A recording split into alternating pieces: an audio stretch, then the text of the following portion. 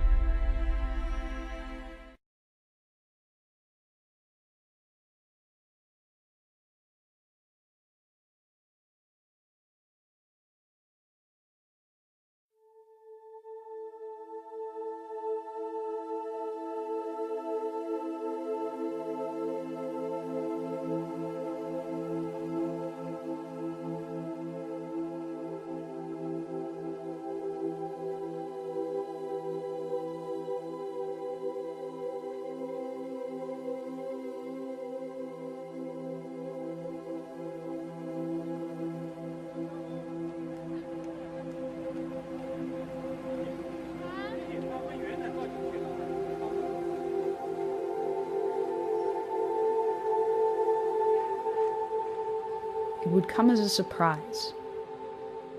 The secure communication system transmitting to the Ohio-class U.S. submarine fleet would be the first to receive the command.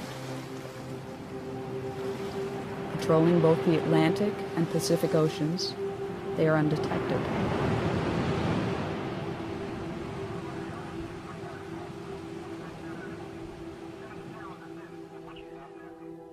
Fourteen of the 18 warships are equipped with 24 Trident missiles each, Trident 1s and Trident 2s. The remaining 4 are armed with 154 Tomahawk cruise missiles, which can be outfitted with nuclear warheads.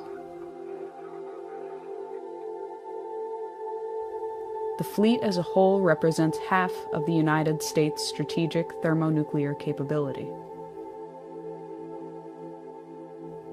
A single Trident II missile is equipped with up to 8 nuclear warheads aboard a multiple independently targetable reentry vehicle, or MIRV. A single W-88 warhead delivers the equivalent of 475 kilotons of TNT. In the case of a full deployment, the United States could unleash over 400 such missiles with between 6 and 8 warheads each.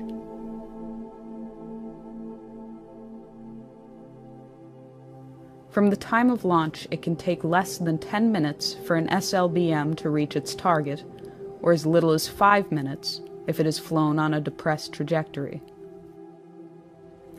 This allows a very short margin for reaction.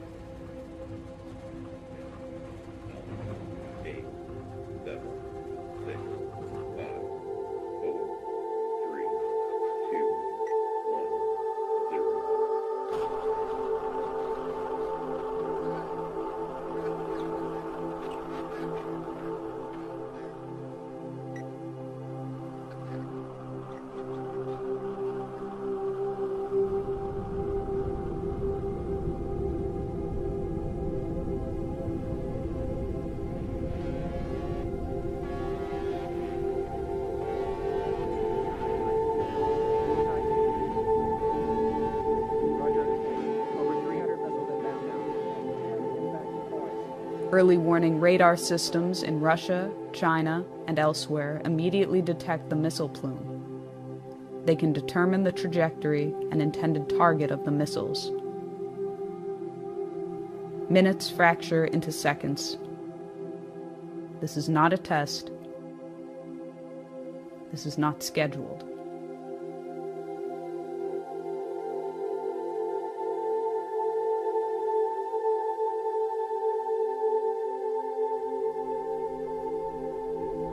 Russian nuclear command and control systems, carried over from the Soviet era, leave little time to opt out or delay a full-fledged response.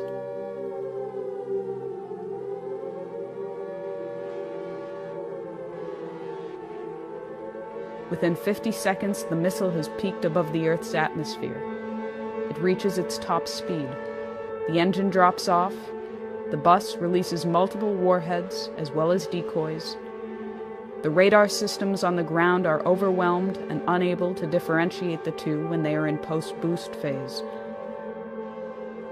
Re-entering the atmosphere, the decoys burn off, and the warheads enter their terminal phase.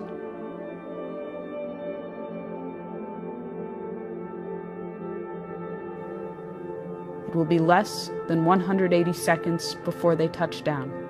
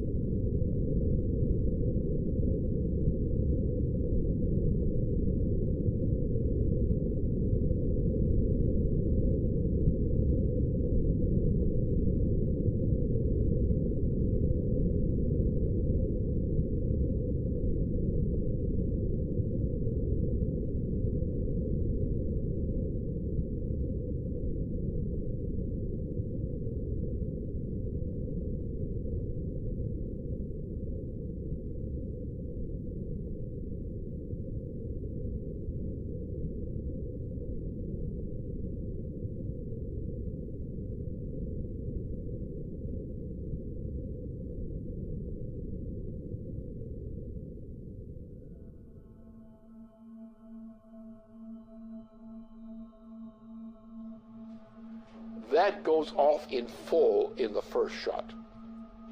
Now you have in the submarines, you have the warheads you have not yet discharged. Those go along the way as a second wave. After that, you're pretty much out of weapons. After which, most everybody is dead. Most logistical systems are dead, non-functional. You have a situation where the effect of this kind of firing creates a continuing effect which may go for several years. Now, instead of having one bomb, which is really it's a nuclear super bomb with thermonuclear implications. Now, imagine you have the same kind of thing or less, and you have not one big bomb. You have a whole barrage of such things. The exchange involves Russia, it involves China, which has a very significant thermonuclear arsenal. It implicitly involves India. It involves the United States. It involves the extermination virtually of Western Europe.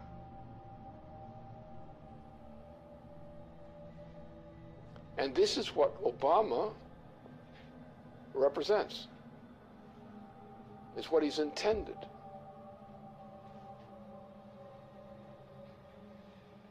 This is the end of civilization.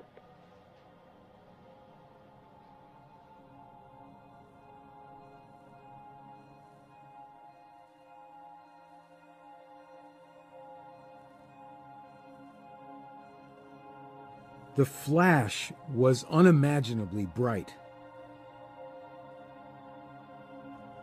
As the rain fell, the wind grew stronger and stronger, and suddenly, probably because of the tremendous convection set up by the blazing city, a whirlwind ripped through the park.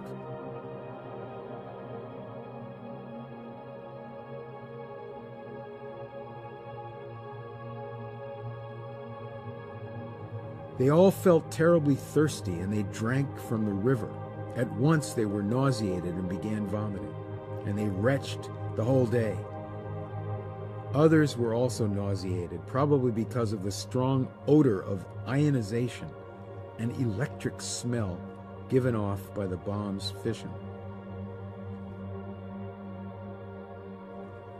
It was very crowded, and to distinguish the living from the dead was not easy, for most of the people lay still with their eyes open.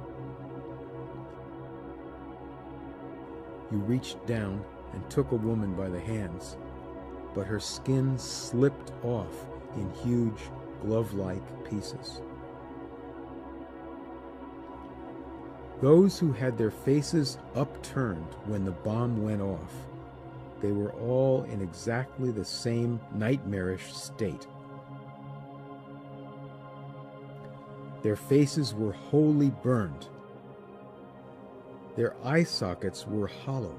The fluid from their melted eyes had run down their cheeks. Their mouths were mere swollen, pus-covered wounds, which they could not bear to stretch enough to admit the spout of a teapot.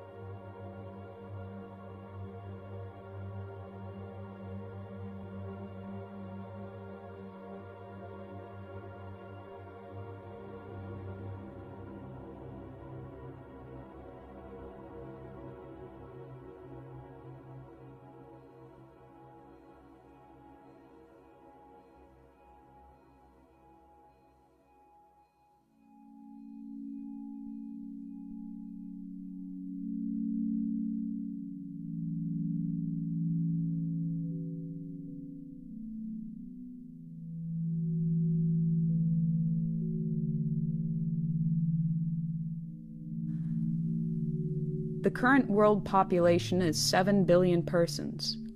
The current global nuclear arsenal is approximately 5,000 megatons.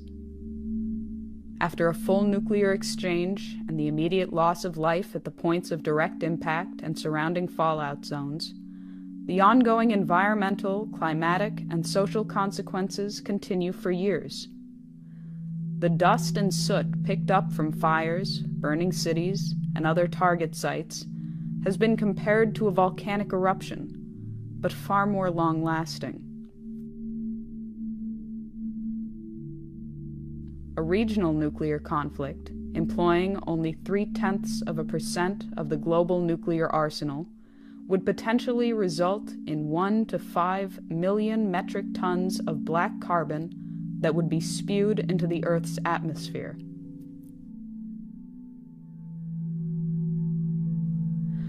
A spring or summer attack, or an attack in the extended region of the subtropics, would inevitably cause the smoke injections to heat, absorbing shortwave radiation, and to rise.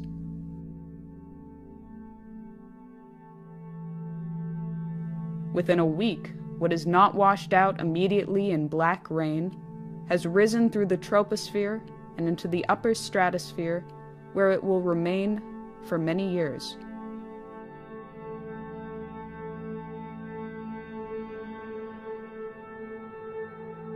The smoke cloud and the absorption of residual particles plunges global surface temperatures.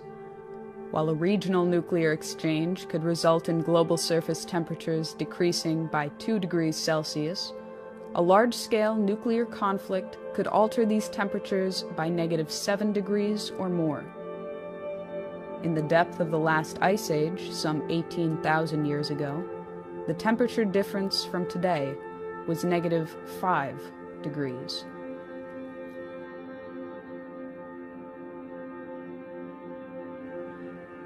Famine for billions of people far from the target zones would be the result of a -2 degree change. Growing seasons would be shortened by nearly 3 weeks, wiping out crops. A change in 5 degrees would sufficiently ruin Canadian agriculture entirely. If world grain reserves were not destroyed in the initial exchange, reserves would last for 71 days, with little, if any, means of transportation.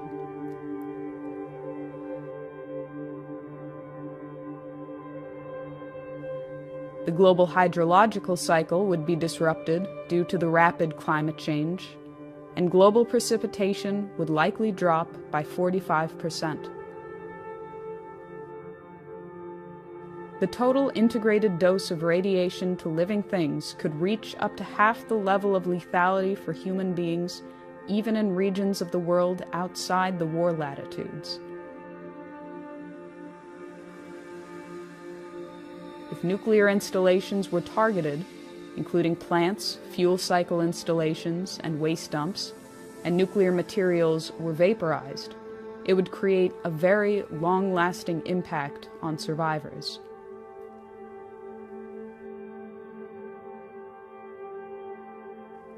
These are only the projected consequences, but it has been said that the effects of a nuclear war that cannot be calculated are just as important as those for which estimates exist.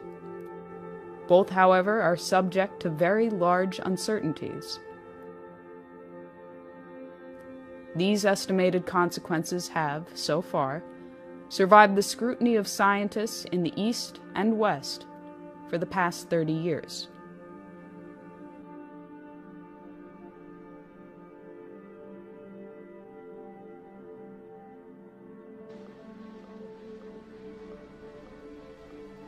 This is a full-scale commitment to an attack on the entire Eurasian continent, especially the Asian side.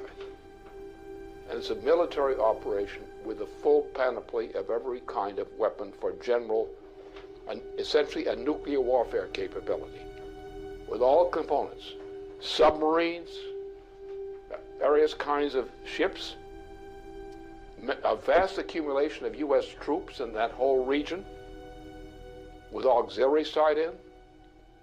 You're looking at World War III, and nothing less than that.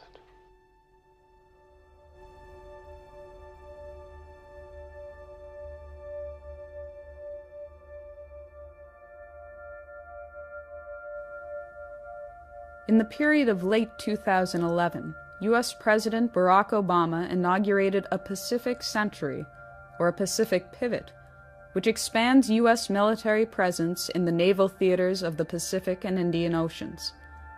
This expansion has been seen as an attempt to contain China and erode its regional sovereignty by building up a presence in bordering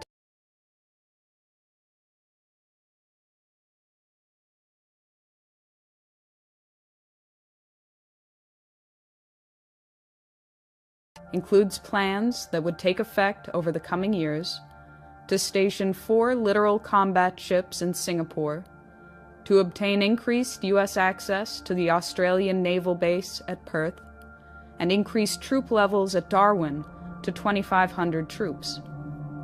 There are also plans to expand troops in South Korea to 28,500, to expand troop presence in Guam, the Philippines, Japan, and to maintain the forward deployment of U.S. aircraft carriers in that theater. China has responded to increased U.S. presence in the Pacific with the Area Denial Anti-Access Strategy, Chinese military measures to keep adversaries out of strategic territory bordering their country, in particular the East China Sea. In addition, the Pacific Strategy also includes a missile defense shield, which would be on the soil of South Korea, Japan, and Australia, targeting Asia and the Middle East. As a response to what was seen as an Asia-Pacific arms race, Chinese press indicated that to improve its security, China would upgrade its nuclear weapon capability. They would also develop offensive nuclear-powered submarines with ballistic missile capabilities sufficient to break the interception capability of the U.S. missile defense system. In the spring of 2012, there was further warning that an overarching missile defense system would force China to change its long-held nuclear policy, that China would revisit its policy of no first use and, if threatened, would consider an offensive nuclear strike. We've begun a review that will identify our most important strategic interests and guide our defense priorities and spending over the coming decade. So here's what this region must know. As we end today's wars, I have directed my national security team to make our presence and mission in the Asia-Pacific a top priority. As a result, reductions in U.S. defense spending will not, I repeat, will not come at the expense of the Asia-Pacific. My guidance is clear. As we plan and budget for the future, we will allocate the resources necessary to maintain our strong military presence in this region.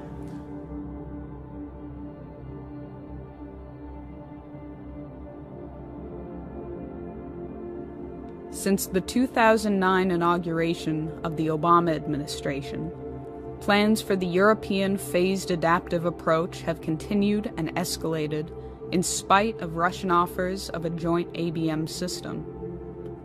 In May 2012, NATO announced that Phase 1 of that system was operational.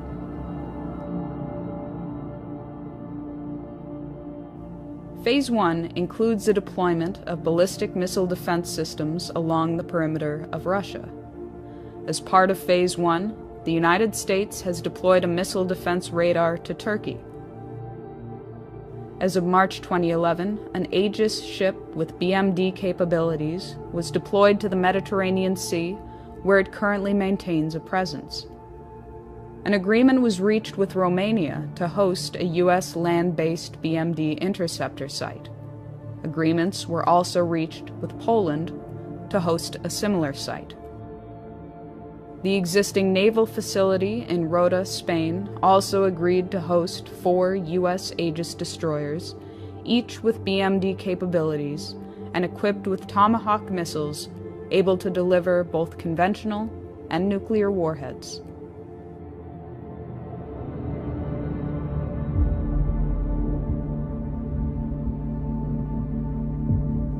Responding to the inauguration of Phase 1, Chief of the General Staff of the Russian Armed Forces, General Nikolai Makarov, warned that while a joint U.S.-Russia development of a BMD system was an option that should be pursued, the continued buildup of a BMD system on Russia's border was seen as a threat to Russian security and a provocation. The military would, therefore, consider a preemptive strike against the sites from Kaliningrad using Iskander missiles, truck-mobile, nuclear-capable tactical missiles with a range of up to 400 kilometers.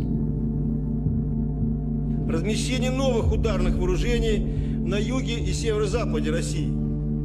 Для огневого поражения комплексов противоракетной обороны, включая развертывание ракетного комплекса «Искандер» в Калининградской области, представляет собой один из возможных вариантов разрушения инфраструктуры ПРО в Европе.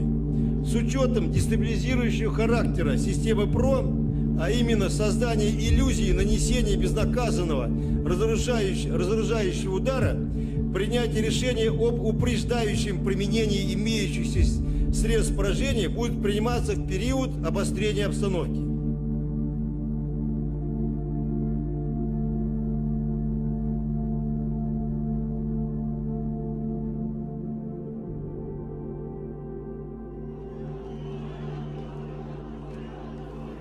It was demonstrated at Brussels early in February 2012 that while Russia and China abstained from giving their support to UN Resolution 1973, they would forcefully draw the line on Syria and implicitly on Iran.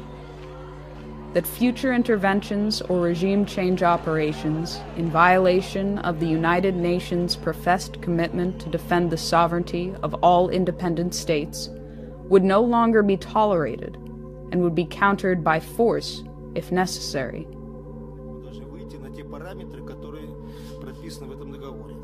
Одновременно будет развернута очень широкая работа к тем, чтобы все страны или весь ядерный клуб, который очень обширен сейчас, подключились к этому договору. Мы понимаем, что так нельзя. Я уже не говорю, что в какой-нибудь момент такие действия, которые подрывают государственный суверенитет, могут закончиться вполне себе такой полноценной региональной войной. И даже, никого не хочу пугать, с применением ядерного оружия.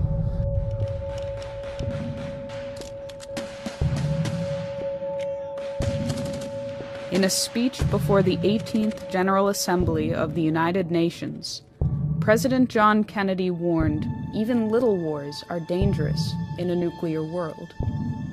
Today it has been through the hardline preventive actions taken by the U.S. Joint Chiefs of Staff and the Russian military and political leadership that have held back the tides of a threatened international conflict. Simultaneous with these delays, the economic conditions in the transatlantic have deteriorated to the point of imminent breakdown, while the Eurasian region has enjoyed relative prosperity in comparison.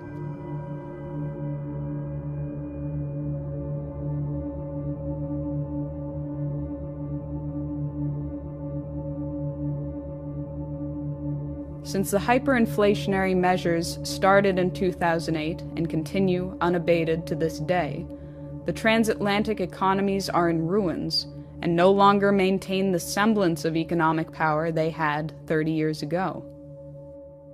Similarly, NATO no longer maintains the military power it had during the Cold War.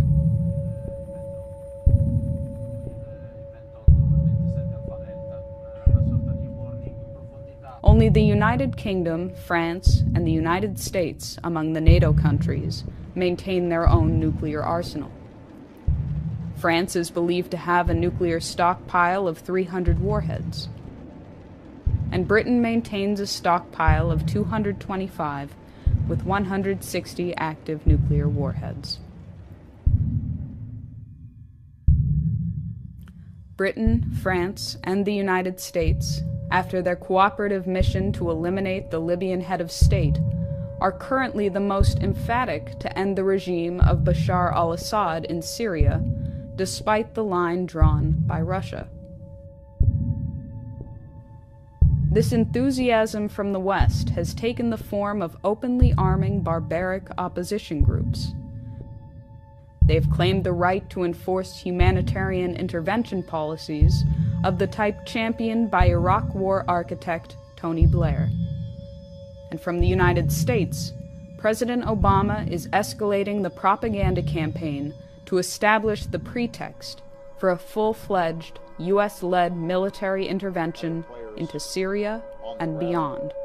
That a red line for us is we start seeing a whole bunch of chemical weapons moving around or being utilized. That would change my calculus. That would change my equation. If world war were the intention, a Middle East attack would immediately engage the world powers of Russia and China. Inevitably, the United States would employ the greatest assets of its nuclear arsenal. The trajectory of a ballistic missile launched from the Pacific Ocean or Atlantic Ocean, the normal patrol areas of the Ohio-class submarine, would most likely cross China or Russia, assuming the target to be somewhere in the Middle East or Asia in general. This has two significant implications. First, the U.S. would have to inform Russia or China of its intentions prior to initiating a strike from a submarine, if either of those two nations was not the intended target, which blunts the effectiveness of the strike. Second, the launch acts as a datum for the submarine itself. If the launch platform is also carrying nuclear weapons, the effect of launching a missile makes the entire submarine and its nuclear payload more vulnerable. Assuming that other nations have been informed of an intention to launch a strike from a ballistic missile submarine, this may afford a nation an opportunity to actually destroy the submarine. For these two reasons, it is unlikely that any U.S. president will execute a non-nuclear strike from an Ohio-class submarine on strategic deterrent patrol.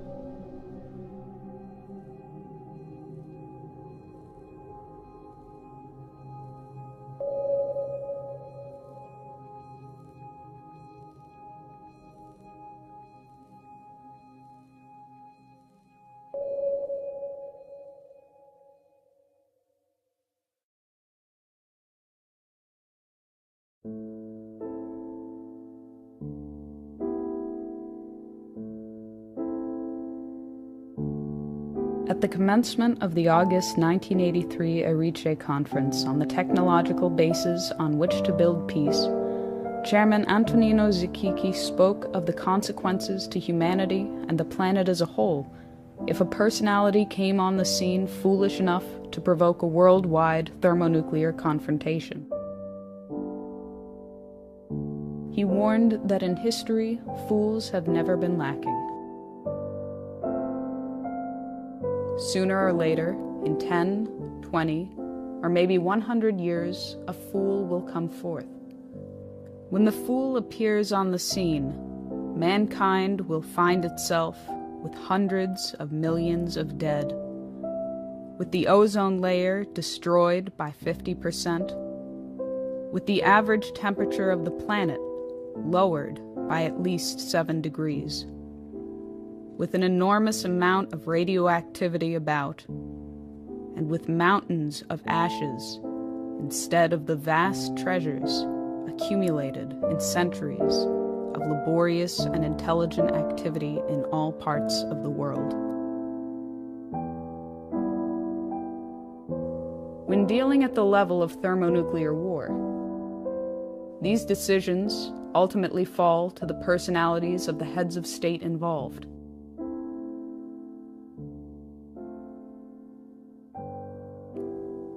When the American people chose Dwight D. Eisenhower to lead the nation, it was his handling of the Suez Crisis which drew us back from what would have inevitably escalated into nuclear war.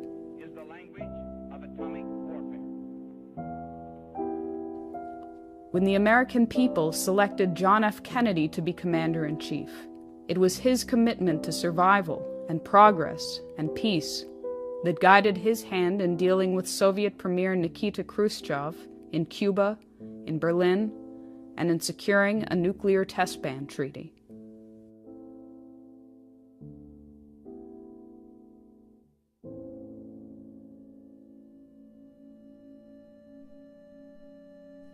Today, the American people have chosen Barack Obama, who, at the earliest phase of his presidency, was already moving the apparatus into place that could and would trigger a worldwide nuclear holocaust. Obama, on his part, is clinically insane. His state of mind, as manifest, is that of a clinically insane person. And it's a clinical insanity of the Nero type. So therefore, he is in a mood and on a road toward his own self-annihilation, whether as a personality or even more drastic measures. That is coming. This man is a type who's capable of suicide. This may be the first clear suicide case in the U.S. presidency. He's in the direction of getting there. Whether he actually gets there, the fact remains he's now developing rapidly in that direction.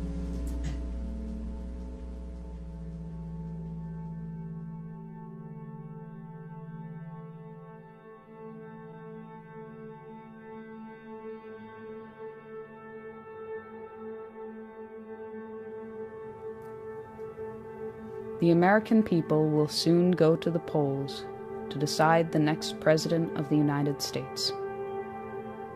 Recent estimates and reports indicate that the United States military, in particular the U.S. naval capability, will be at its peak deployment capacity in the coming months before elements are retired, phased out, or cut from the budget.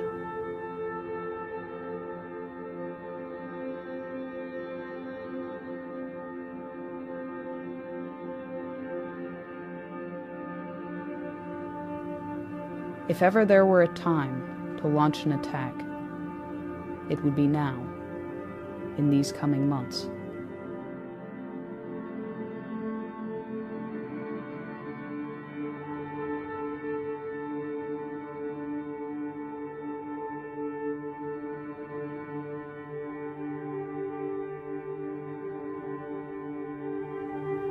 If ever there were a time to prevent such an attack, it would be now,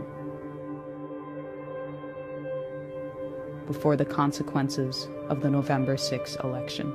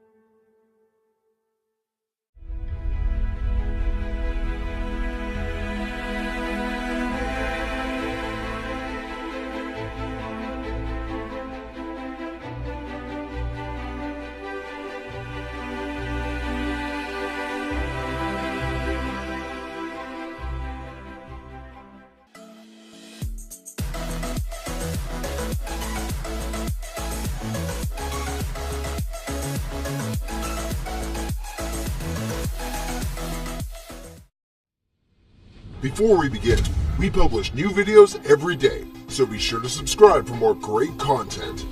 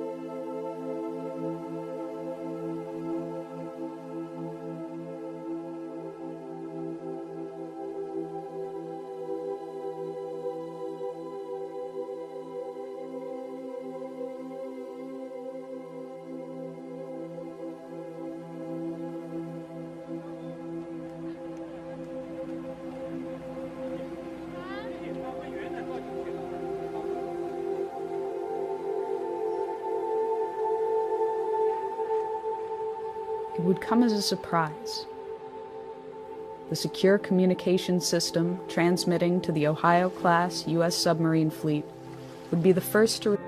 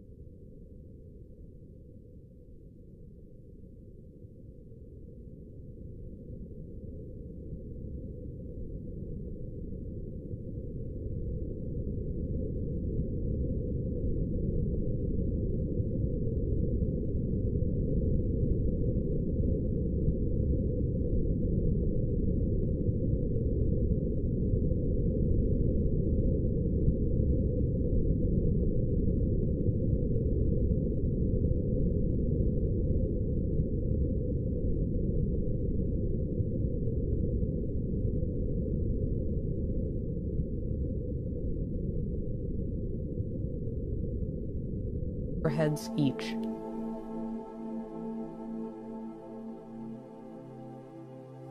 From the time of launch, it can take less than 10 minutes for an SLBM to reach its target, or as little as 5 minutes if it is flown on a depressed trajectory. This allows a very short margin for reaction.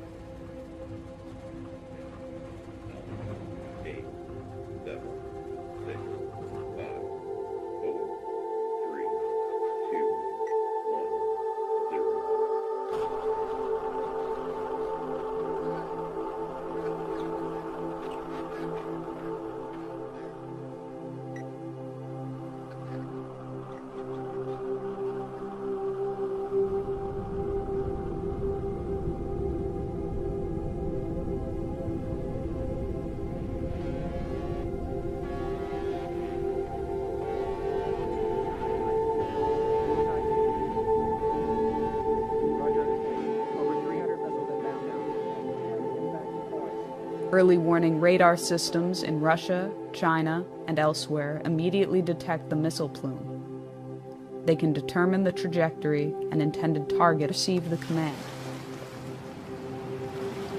Patrolling both the Atlantic and Pacific Oceans, they are undetected.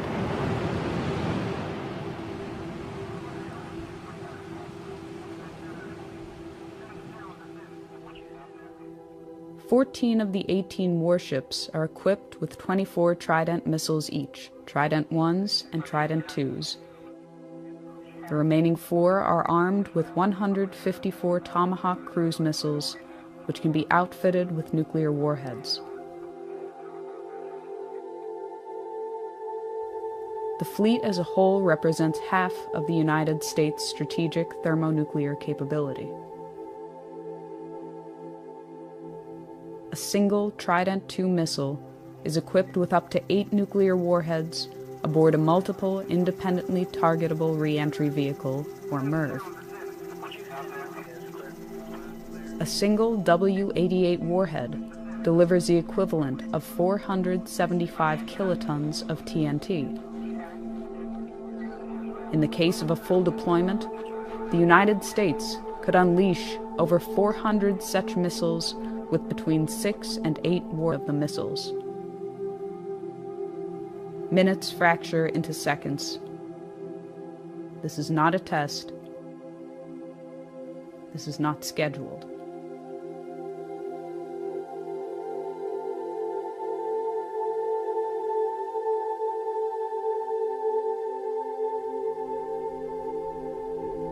Russian nuclear command and control systems, carried over from the Soviet era, leave little time to opt out or delay a full-fledged response.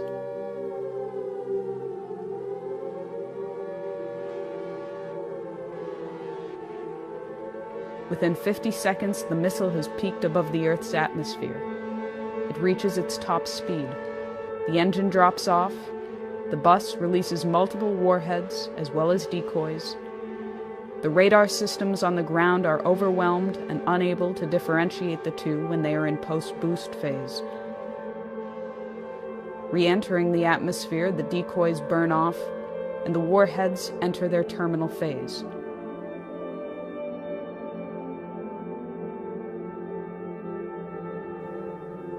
It will be less than 180 seconds before they touch down.